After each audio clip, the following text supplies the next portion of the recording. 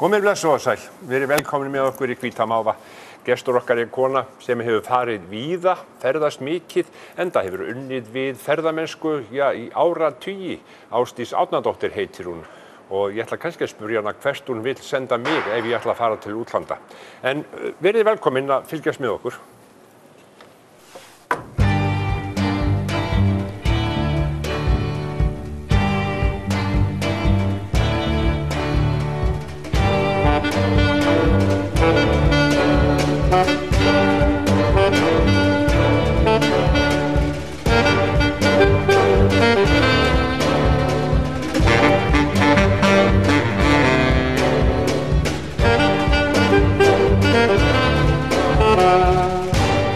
Ásdís, vertu velkomin. Takk fyrir það. Þú ert skráð fararstjóri í símaskránni. Er ég skráð fararstjóri? Já. Ég held ég væri skráð ferðafræðingur. Nei, ég held sér fararstjóri. Nú, ég slá upp á Ásdís Árnadóttir, fararstjóri. Nú, ég verð að skoða þetta. Já, verð að breyta þessu. Verð að breyta þessu. En þú náttúrulega ert búin að vera fararstjóri lengi. Já, ég er búin að vera fararstjóri töluverðan tíma. Já, ferðafræðingur, ertu það? Ég er ferðafræðingur, það er eiginlega starfsheitið mitt. Já, og í hverju, nú heitir þetta ferðamálafræðingur, er það ekki rétt? Það er það sama. Það er það sama. Ég held að við bæst við seinna þetta ferðamála. Mála, þannig að milli. Ferðamálafræðingur. Hvenær ferð þú og tekur þetta nám? Heyrðu, þegar ég er orðin dálítið fullorðin, þá ákveð ég að fara að læra eitthvað. Eins og sumir gera á gammalsaldri og ég fer til Bretlands og fer þar í ferðamálanám. Nei, er það? Já, og ég bara ég man að segja frá því að ég hafði samband við lánasjóðin áður en ég fór. Já. Og spurði hvort þetta væri lánshæft nám og þeir hlógu svo mikið að þeir ætluðu ekki geta svarað mér. Þeir sögðu að það myndi aldrei verða. Það myndi aldrei verða? Nei, ferðamálanám, það var nú eitthvað annað. Hvað er það að segja? Ekki króna að lána, ekki að hafa út á það, nei. En hérna hvaðan færðu þessa hugmynd að vilja fara að læra þetta og hvar heyrður að þessu? Já, það var nú skrítin og dálítið löng saga. Ég var að vinna á Hótel Kea og var búin að vinna þar nokkuð lengi og hafði ætlað mér að læra hótelstjórnun. En þegar allt var eiginlega komið í kring, kom í ljós að skólinn hafi verið lengdur og var orðinn 2 ár. Já. En ég sá þetta nám, 1 ár, og ákvaði að breyta bara til í einum grænum og skellti mér. Það var bara rétt á henni ég fór sem ég vissi þetta. Já. Sendi manninn á sjó, eða hann var að vísu sjómaður og er. Já. Ekki er, hann er náttúrulega orðinn eldri borgari í dag. Hann er eldri borgari? Já. Þannig að ég endaði í ferðamálaskóla. Já. Og þú varst búin að, eins og segið, þú varst búin að vinna mikið við þetta. Þú varst búin að vinna á hótelum og slíku. Já. Og hefur alltaf haft áhuga á þessu? Já, það er einhver ferðabaktería í mér sem að ég fæ illa stöðvað. Já. Svoleiðis að, það hefur verið, ég hef ferðast þó nokkuð mikið. Já, ég veit ekki alveg hvernig við eigum að byrja á þessu, hvar við eigum að byrja eða hvað, því að nú man maður eftir þér hjá Samvinnuferðum Landsýn. Já. Þú rakstu það fyrirtæki ekki? Jú, ég er svo kallaður útibússtjóri þar. Já. Eftir ég kom heim úr skólanum, þá var sem sagt nýbúið að stofna þessa ferðaskrifstofu. Já. Og framkvæmdastjórinn kom norður og var að leita umboðsmanni. Og hann eiginlega datt mig þarna á hótelinu, þar sem hann gisti. Og fyrstu árin þá var ég nú bara með þetta í vinnunni eiginlega. Og seinna fékk ég stjörnuapótek við hliðina til þess að þess að hafa því það var orðið það mikið að gera. Þetta var náttúrulega, það var svo margt fólk því þetta var náttúrulega sambandið og kaupfélögin sem áttu þetta fyrirtæki og sambandsmenn voru mikið á ferðinni, svo löggerir ráð fyrir og fljótlega var ljóst að það var það opna skrifstofu hérna á Akureyri. Já. Og 1981 þá er opna skrifstofa og það var ein skrifstofa fyrir, Jón Egils var með ferðaskrifstofu Akureyrar. Já. Og bæjarbúa náttúrulega þekkt ekkert annað en að versla þar. Nei. Og það var dálítið erfitt að venja þá til mín. Þá fékkstu rauðu draktina þá? Manstu eftir rauðu draktinni. Ég hef ekki getað síðan rautt síðan. Já, þetta var alveg frægt, rauða draktin hjá Samvinnuferðum Landsýn. Já. En þetta kom svo á legg Já, og gekk bara ljómandi vel. Við vorum orðnar 4 bara fljótlega, það var svo mikið að gera. Já, en aðeins tilbaka í skólan úti, hvernig var það? Altså skólinn var náttúrulega alveg skelfilega erfiður. Ég hafði að vísu verið í Bretlandi í tæpt ár þegar ég var 18 ára, að læra ensku. Það bjargaði mig alltaf algjörlega. En þetta var gríðarlega mikið nám. Já. Og svona til gamans þá gerði ég nú eiginlega meira skömmu mínum. Ég gekk við á 3 stöðum í Reykjavík og heimleið og athugaði með vinnu. Vísu ætlaði ég mér aldrei til Reykjavíkur, en mér langaði að vita hvað þið segðu við þessu. Að þú væri búin með þetta? Já, ég sýndi sjálfsögðu pappírana.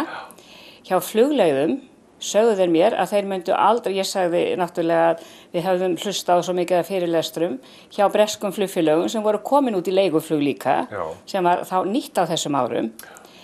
En hjá flugleiðum sögðu þeir mér að þeir myndu aldrei fara út í leiguflug, bara áætlunarflug. En nota bene, ég held að ekki verið liðið árið þegar þeir voru komin í leiguflug til Kanaríeyja. Nú ég talaði við annan framkvæmdastjóra hjá Ferðaskrifstofu sem var þó nokkuð stór. Hann sagði þegar hann var búinn að skoða plöggið minn, já, þetta þarf ég að fara í. Já. En svo heyrði ég ekkert meira og svo þriðji leit á plögginu og sagði, já, við höfum nú ekki ráðið fólk með svona menntun. Og þar með var það búið. Og þar fórstu heim? Og þá fór ég náttúrulega bara norður. Já. Og þá var akkurat hann að leita að mannesku hjá Samvinnuferðum. Hættirðu þá á hótelinu? Ég hætti, nei, ég var með þetta í gestamóttökunni hjá mér. Þú varst með þetta í lobbyinu tíma? Já, tíma sko. Svo opnaði ég þarna milli 4 og 7 í Stjörnuapóteki. Nú var það svoleiðis. Já, og svo var opnað 81, var opnuð skrifstofa hérna.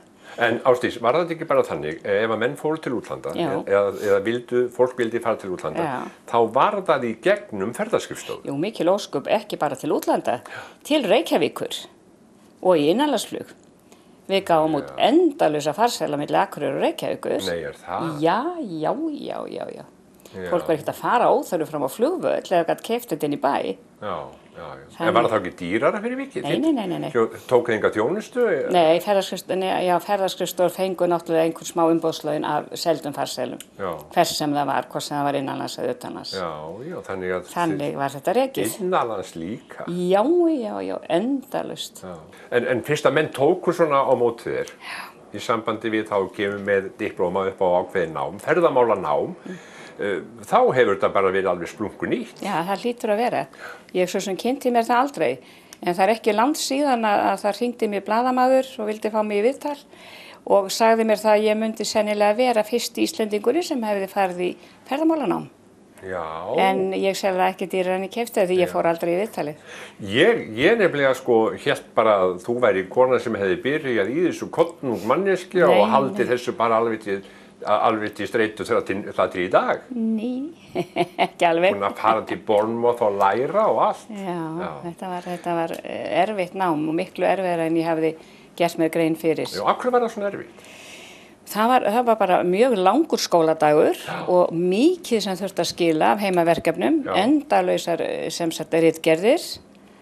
Svo var þetta töluvert verklegt og við þurftum að skrifa það heilmikið sem við sáum og skoðum, hótel og flugfélög og annað. Já, voru mikið send svona út af verkina til þess að skoða? Já, það var töluvert og hlusta á fyrirlestra.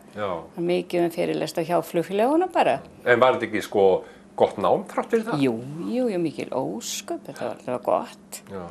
En þetta hefur verið strembið, varstu með börn með þér? Já, ég var með börn, ég var með 1,5 árs og 8 ára. Hvað segir? Og svo var ég með frænku mína 15 ára sem passaði. Já, þetta gekk. Já.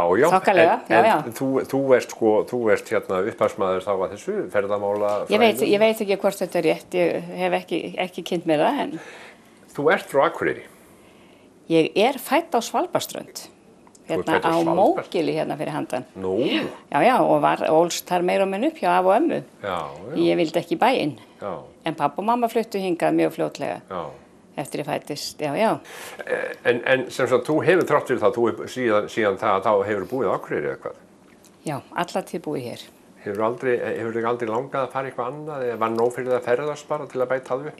Ég hef nú svona verið með, kannski má segja annað fótinn á Spáni, svona síðastliðin 15 ár kannski, 15-16 ár. og hérna eins eigum við lítinn kofa hérna út á Svalbarðsströndinni sem við erum eiginlega allt sumarið að dunda okkur. Já. Þannig að við höfum eiginlega 3 búsettur, má segja. Já, Spáni, hvar á Spáni þetta? Heyrðu, það stutt frá Alicante. Það sem að töluvert af Íslendingum, eða? Já, það töluvert Íslendingum á þessu svæði. Já, þetta Íslendingar nýlenda.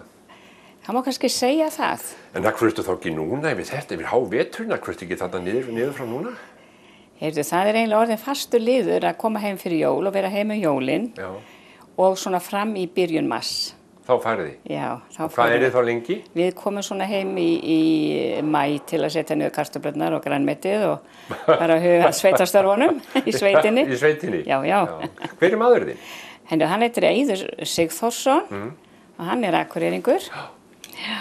Og var sjómaður lengst af en var líka hér í Slippnum, járnsmiður tíma. Hvað eigið það börnum? Við höfum 3 börn. Já, eru þau dreifðum heimi? Nei, þau eru nú, eitt eiginlega í Noregi, annað í Hafnarfirði og eitt hér. Eitt hér? Já. Og alltaf náttúrulega orðið fullorðið fólk? Já. Og þetta ekki ömmubörn? Jú, 5 ömmubörn. 5 ömmubörn? Já. Fara þau til Spánar til þín og ykkar? Ekki mikið, það bara allt og lítið af því einhvern veginn.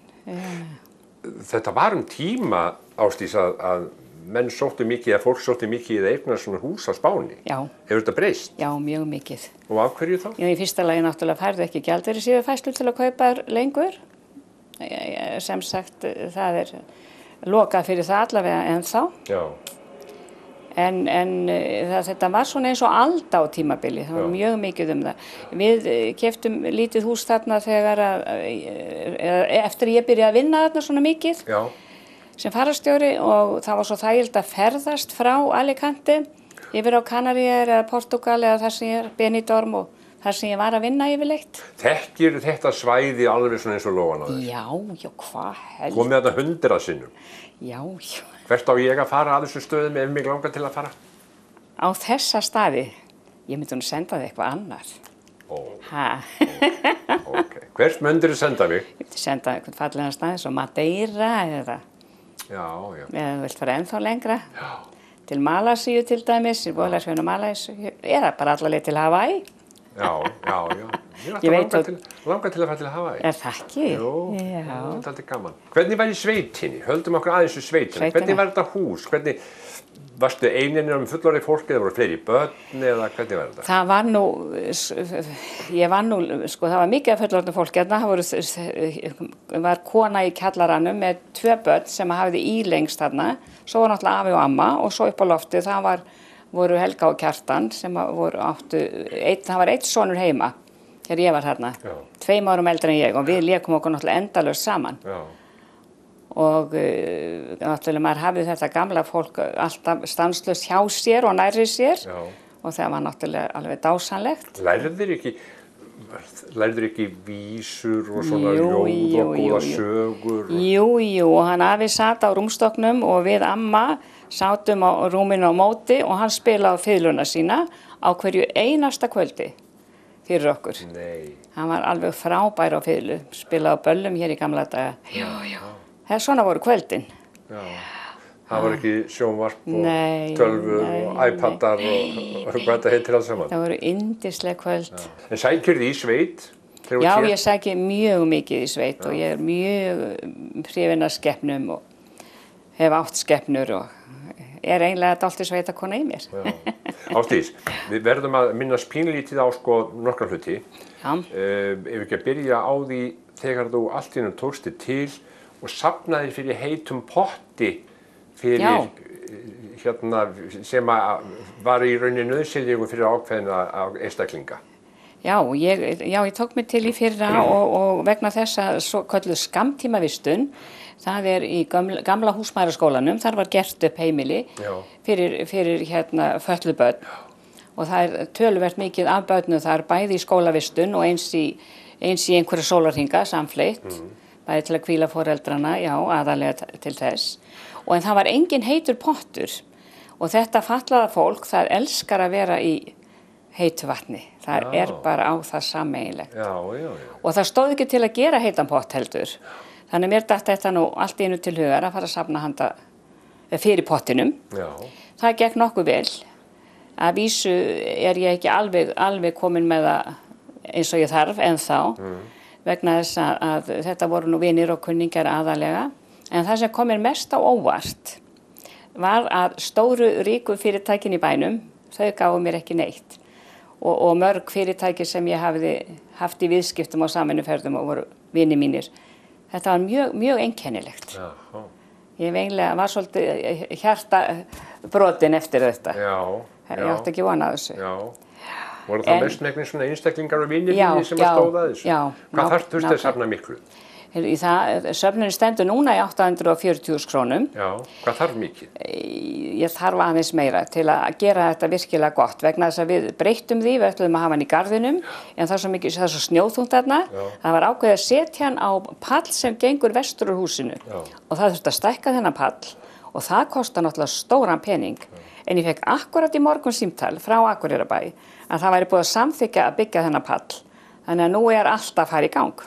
Og Akureyrarbær borgar pallinn en ég sé allt hitt. En þig vantar samt eitthvað? Það vantar svolítið, já. Það vantar svolítið.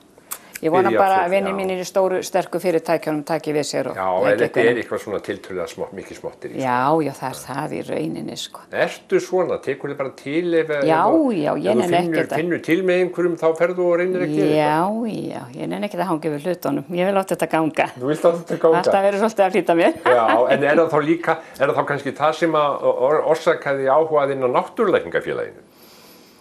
Ég eiginlega veit það nú ekki því að pappa og mamma voru, það stofnað hér 44, þegar ég er bara 4 ára gömul. Og þau voru eiginlega fljótlega komin á kafið, pappa og mamma. Og þau voru óskaplega duglega að safna þegar var verið að byggja húsið, sem var byrjað að byggja 79. Og þau náttúrulega létu skrifa okkur systkin inn í þetta félag bara fljótlega, við vorum alltaf í félaginu. Og svo náttúrulega var verið að selja hérna jólapappír og kort og annað fyrir jólin og endalausa kaffisölur. Basarar og bingo og tombólur til að safna fyrir húsinu. Og maður einhvern veginn svona, hristist inn í þetta og var bara hluti af þessu einlega að vita af því. Já, en svo fórstu sko í stjórnin og varstu formaður? Ég var formaður þar í 7 ár og ég var ritari þar áður í nokkur ár þegar allt var nú í fullum gangi og var að vera að byggja húsið. Og þetta náttúrulega hljómaði óskaplega vel að fá stofnun eins og Hveragerði, heilsustofnun í Hveragerði er. Áttu hún að vera svona svipuða formi? Já, nákvæmlega. Og þetta hefði allt gengið eftir nema að það voru öll leyfi komið þegar við byrjuðum. Öll leyfi þegar fyrsta skóflustungan var tekin, það var búið að fá leyfi því að ríkið náttúrulega borgar. Eins og ef þú ferði á heilsustofnun í Hveragerði, þá borgar þú bara hluta. Og ríkið, þú ert að sýna læknisvottorð. Og þar með greiðir ríki hluta af dvölðinni þar. Þetta var allt komið í höfn hér. En svo urðu ráðherraskipti. Og þá kom nýra... Hver tók við að hverjum? Heyrðu, þetta... Það er engin feimni í þessu. Nei. Sighvatur Björgvinsson tók við að Guðmundi Bjarnasyni. Guðmundur var búinn að samþykkja? Já. Og Sighvatur? Strikkaði út.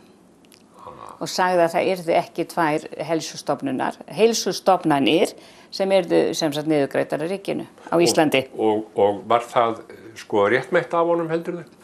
Ég þori ekki að leggja á það dóm. Við vorum allavega hræðilega sjokkaruð þegar þetta... En húsið var tilbúið? Það var tilbúið, já, hér bil alveg. Já. Og búin að vera gríðarleg vinna í gangi. Ég er ofta að hugsa það. Gæti þetta skeði í dag að fólk legði á sig svona ofsalega vinnu? Sjálfboðavinnu. Já, einmitt. Og byggði allt þetta. Já, þetta stóra fallega hús. Það vísu voru margir sem gáfu, við vorum styrt af kvenfélögum og alls konar klubbum. Já. Og svo erðum við líka, jável, 1 eða 2 húseignir. Já. Þannig að það var mjög mikið í gangi þarna. En hvað svo? Þurfti þá að selja það? Já, húsið var selt og gengið frá því að það verið 2004. Hvað var peningana? Þeir fóru í heilsustofnunina í Hveragerði. Vegna að þar vantaði mjög illilega baðhús og þar er náttúrulega glæsileg sundlaug, bæði inni sundlaug, úti sundlaug, 4 pottar og bara baðhúsið allt er alveg á heimsmæli hverða. Það er svo fallegt og yndislegt bara. Og inni voru viðgerðir á álmum sem þurfti að framkvæma. Voru sem sagt peningarnir teknir í það verk? Já. Af Sighvati? Nei, Sighvatur kom ekki nærri þessu, nei. Hvernig var það, akkur var þessum peningum ráðstafað á þennan hátt? Sko, það var eiginlega ekkert annað að ræða. Já. Við fengum ekki að byggja þetta hérna, Nei. eða gátum það ekki út af þessum stjórnarskiptum sem urðu. Svoleiðis að þarna var fyrir alveg ágætis heilsustofnun og Náttúrulækningafélag Íslands er náttúrulega móðurfélagið, því það er Náttúrulækningafélag Akureyrar og Reykjavíkur. Þannig að okkur bara skylda í rauninni til þess að láta þetta fara suður. En við héldum eftir svolítnum peningum hérna og byggðum fyrir það félagsheimil upp í Kjarnaskógi, Kjarna. Græna húsið. Græna húsið sem við notum fyrir fundarhöld og Er þetta félag þá virt sko í dag? Já. Náttúrulækningafélag Akureyrar. Og hvað gerir þið? Hvað gerum við? Við höldum alls konar námskeið og erum með fyrirlestra. Og svo leigjum við húsið svolítið út til að standa undir rekstri. Já. Þið sitjið ekkert og borðið bara gras þarna og eitthvað hollt? Nei, þú segir svo konan, hvernig er það í þessum heilsustofnunum? Er ekki bara gamalt fólk að borða baunir? Mér þótti þetta svo frábært. Nei, því miður það er alltaf góðu matur í heilsustofnunni Hveragerði. Já, er það. Hefur sko nýtir þér það? Já, ég fer þangað eiginlega á hverju ári. Já, það er gott. Ásdís, hvernig sko, hvað hefur breyst í sambandi við ferðamennsku?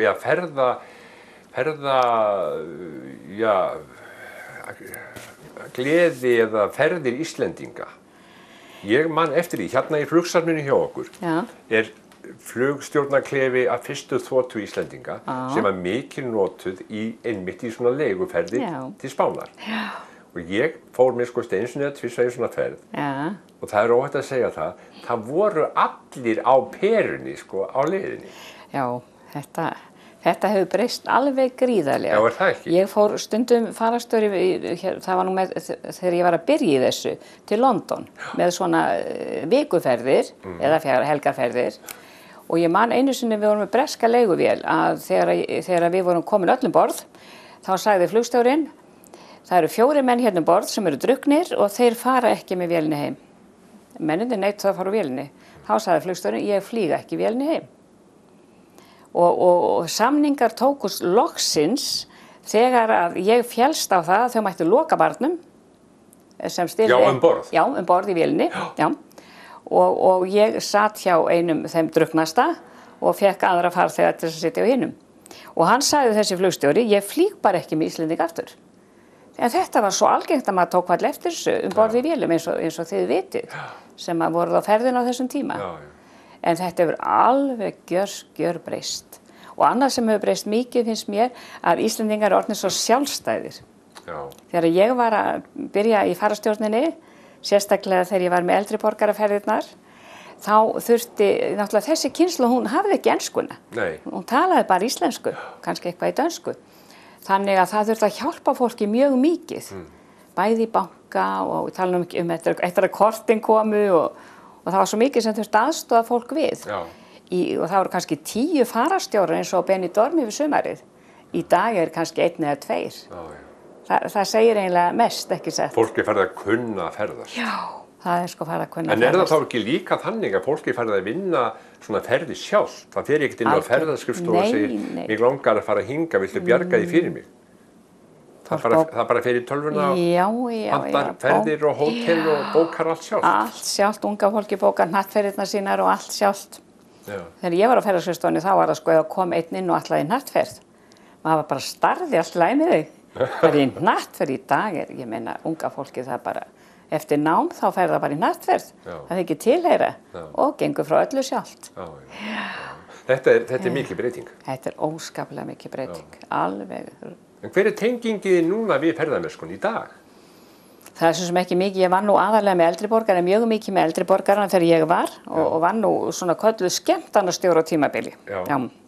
Og þá sá ég allar uppákomur, kvöldvökur og bingo og félagsvistir og allt þetta sem og var með gönguferðir og leikfimi og þetta voru ferðir sem fór í fólk kannski, alveg frá 60 og upp í nýrætt. Og oft voru þetta gríðarlega stórir hópar, kannski upp í 300 manns. En í dag er þetta náttúrulega miklu minni hópar og hefur fækkað mjög mikið að fólk þurfi svona mikla umsjón. Fólk bara, það er ein og auðvitað eldri borgar fer alltaf á döfinni, en svo eru allir á eigin vegum. Þetta er merkilt, komstu með eitthvað til að sýna mér? Heyrðu, ég spurði hvort þú ætti kannski eitthvað sem að væri gaman að skoða. Ég greip með mér hérna 2 spæni sem langafi minn smíðaði. Hvað hét hann? Hann hét Jóel Kristjánsson, nei Kristján Jóelsson fyrirgefðu. Kristján Jóelsson og hann bjó í Mógili. Þetta allt skorið náttúrulega. Já, þetta svona fall, heyrðu, þetta svona magnað. Já. En hún hefur brotnað líklega? Hérna, Nei, heldur það? Já, eða hann leggur þetta saman Já, ég held það, sé svoleiðis. Og hnoðar þetta. Já. Þetta skemmtilegt. Og síðan kom ég líka með hérna nokkra eldgamla peninga sem gamall maður gaf mér þegar ég var bara lítil stelpa. Já. Og þeir eru líklegast frá eitthvað 1800 og ég sé þetta ekki. Já. Gestur, það svo erfitt að segja orðnir svo máðir. Já. Já, blessu veist, ég með gleru og ég get ekki lesið á þetta. 25 aurar. og þetta 1 króna. Þetta getur þetta verið 1877? Já, það getur verið 1877. Já. Þetta magnað og ertu búin að eiga þetta þá? Já, síðan ég var smá stelpa. En það sem utanum? Þetta kom líka, þetta var í þessu. Þetta var í þessu? Gatslítinn budda, já. Já. Þetta var svona. En þú veist það sko að þetta alveg úrskaplega dýrmættir peningar, þú getur fengið alveg rosalega mikið peningar. En þið myndir nú aldrei forna þeim sko. Nei, en þeir hafa verið búin að finna við smelluna og svona.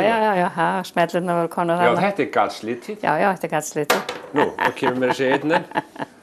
Já, þetta magnað. Ásdís, það var gaman að spjalla við þig. Já, heyrðu, takk fyrir bara. Eflaust hefði ég getað talað margt, miklu meira. Endalaust örugglega. Og alveg endalaust. Ég held að ég verði bara svona í restina að taka mynd af mér. Já. Kannski. Ég reyni það nú að taka myndir af fólki. Já, ég hef orðið vör við það. Þú voru tek eina svona ljúfa mynd. Orðið vör við það aðeins. Já, þetta fín mynd. Já, þú segir það. Get ég notað hann í minningagreinar eða svoleiðis? Við skulum ekki tala það nú. Þegar það kemur. Nógu tími. Já, ég er bara á enga. Já, takk kærlega fyrir. Takk að spjalla við.